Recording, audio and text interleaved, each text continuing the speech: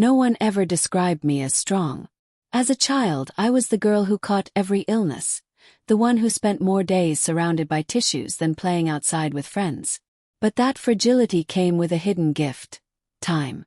When I was 7, my dad handed me his old laptop.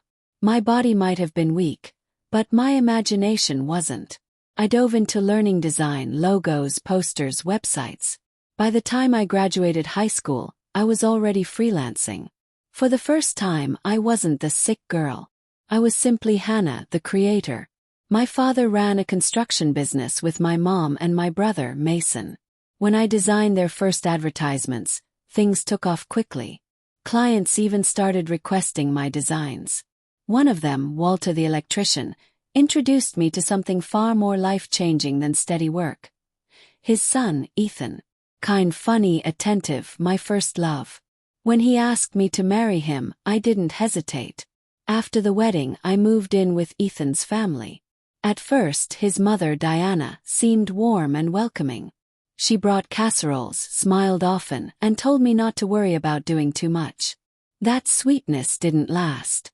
Soon it became a steady stream of small favors, covering shifts at their shop, updating their website, cleaning, cooking for their crew. Meanwhile, my freelance work suffered, my savings dried up, and I kept insisting to myself it was only temporary.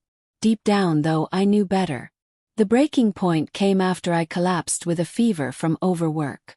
Instead of sympathy, Diana gave me a cold smile. A fever from folding laundry. You really are fragile. That single word, fragile, hurt more than the illness itself.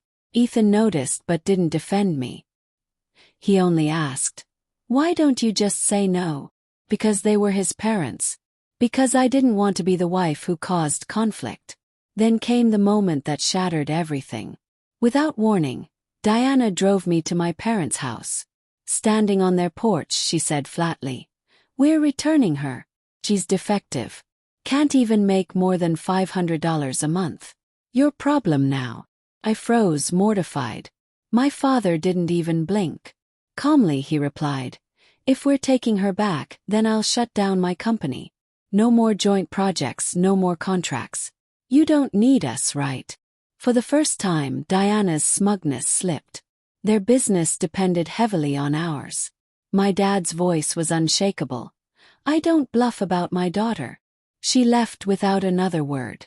The next morning, a text arrived from Ethan. Just one line. "Let's get divorced." No call, no explanation. Just that. I signed the papers immediately. And in that moment, something in me changed. The shame was gone. I was free. True to his word, my dad dissolved his company and rebuilt it under Mason's name, Redline Construction. Same crew, same expertise, just without Walter's electrical firm. Within months, clients abandoned Walter and Diana. Desperation drove them to sabotage. They snuck into clients' yards at night, cutting wires, damaging AC units. But cameras caught everything. The police pressed charges, and their business collapsed.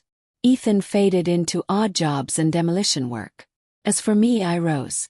What started as a side hustle blossomed into Hannah Design and Build, a full studio. My calendar filled with clients. My name, not theirs, was on the office window. A year later, Ethan returned. He was thinner, worn down, asking for another chance.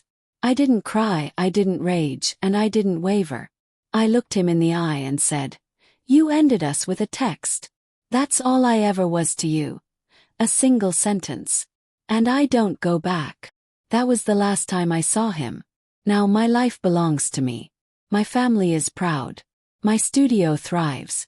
And when people whisper about the girl who was returned, I just smile.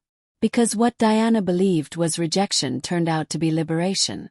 I wasn't returned. I was reclaimed.